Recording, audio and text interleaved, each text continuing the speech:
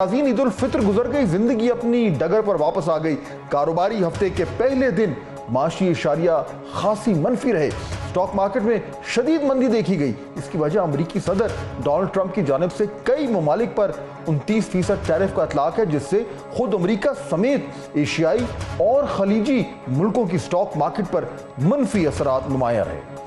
सरमाएकारों को अपना कारोबार बंद और सौदे मनसूख करने पड़े। हुकूमत पाकिस्तान ने इस सिलसिले में ट्रंप इंतजामिया से मुज़ाकरात के लिए हिकमत अमली पर काम शुरू कर दिया है।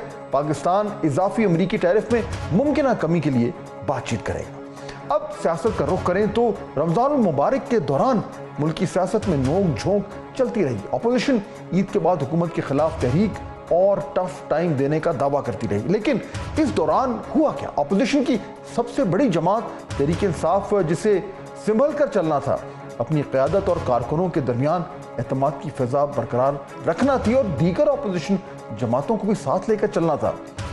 मगर तहरीक इंसाफ तकसीम दर तकसीम और धड़ेबंदी का शिकार नजर आई। ईद के दिनों में क़यादत एक दूसरे के खिलाफ लफ्ज़ी गोलाबारी के साथ साथ तनकीद के निश्तर भी चला रही थी, जिससे ऐसा लग रहा है कि जमात के अंदर फूट काफी गहरी हो गई। दूसरी जानिब इमरान खान की रिहाई के लिए बैक चैनल राब्ते और कोशिशें सबूताश होती दिखाई दे रही हैं। सिर्फ पीटीआई नहीं, शायद इमरान खान खुद भी चाह रहे हैं कि उनके एस्टैब्लिशमेंट से मुज़ाकरात हों, जैसा कि कल पीटीआई के रहनुमा आज़म स्वाति ने दावा किया कि इमरान खान अब भी मुज़ाकरात की टेबल पर आने को तैयार है। उन्होंने माजी का भी हवाला दिया कि इमरान खान के कहने पर मुक़्तदरा से बात करने की कोशिश की थी, लेकिन उस वक्त दरवाजे न खुले थे। आज़म स्वाति की गुफ्तगू जाहिर कर रही है कि पीटीआई अब एस्टैब्लिशमेंट से मुज़ाकरात के लिए रजामंद है, जबकि दूसरी साइड से अभी तक कोई पॉजिटिव रिस्पांस नहीं मिल रहा। तहरीक इंसाफ की इमरान खान के रिलीफ के लिए बैक चैनल कोशिशें ताहाल जारी हैं।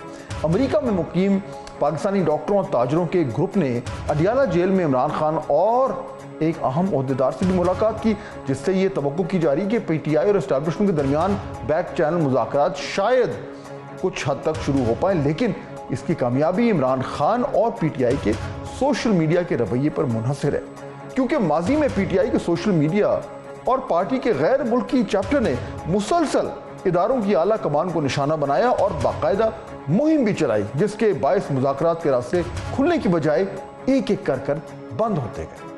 आज कल जो है वो दरियाए सिंध से मजीद नहरें निकालने का इशू भी खासा गर्म है और खूब सियासत हो रही है, जबकि सिंध हाई कोर्ट ने चोलिस्तान और थल कैनाल्स की तामीर के लिए पानी की दस्तयाबी के सर्टिफिकेट के खिलाफ हुक्म इम्तना जारी कर दिया है। अदालत ने वफाकी हुकूमत से 18 अप्रैल तक तफसीली जवाब भी तलब कर लिया है।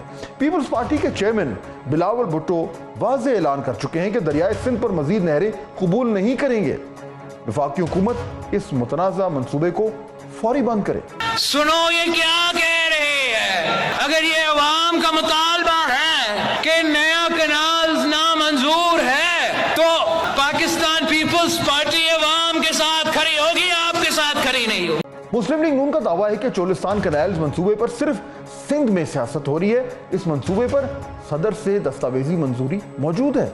मैं नहीं समझती कि जलसों में खड़े होकर और मीडिया के ऊपर बयानबाजी से इस मसले का कोई हल हो सकता है। वो अगर जो है वो वफाक का बजट बनाने के लिए और अपने सिंध के लिए और पता नहीं फंड लेने के लिए वो अगर जो है वो बजट के ऊपर वफाकी हुकूमत को जो है वो बैठ कर बात कर सकते हैं, तो उनको इसके ऊपर भी बात करनी चाहिए। और फिर जो सदर पाकिस्तान की मंजूरी है उसके ऊपर भी वो डॉक्यूमेंटेड है। ये कहना कि जी हो नहीं सकता, ये हुआ नहीं, डॉक्यूमेंटेड है, साइंड है, तो उसको जो है वो जाहिर है उसके ऊपर जो है वो बात कर। हुकूमत और पीपल्स पार्टी में नहरों के मामले को लेकर ठन गई है, तो तहरीक इंसाफ अपने घर की लड़ाइयों से बाहर ही नहीं निकल पा रही। मरकजी क़यादत में इख्तलाफात शदीद हो चुके हैं और वजीर आला अली मीन गंडापुर ने बास पार्टी रहनुमा पर साजिशों का इल्ज़ाम लगाया, तो पीटीआई रहनुमा शहराम तराकई ने अली अमीन के बयान की तहकीकात का मुतालबा कर दिया।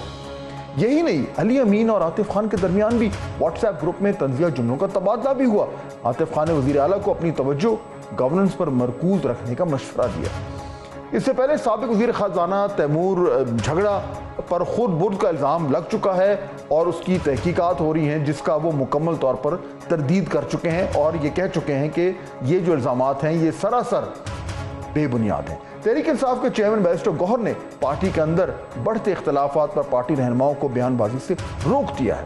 بیرسٹر گوہر نے علی امین گنڈاپور، اسد قیصر اور تیمور جھگڑا سے باقاعدہ رابطہ کیا اور کہا کہ آئندہ پارٹی عہدیدار اور عوامی سطح پر جو ہے وہ اختلافات کا اظہار نہیں کریں گے، جبکہ رکن قومی اسمبلی علی محمد خان کا ماننا ہے کہ پارٹی کے اندر مس انڈرسٹینڈنگ اور چپکلشیں چلتی رہتی ہیں۔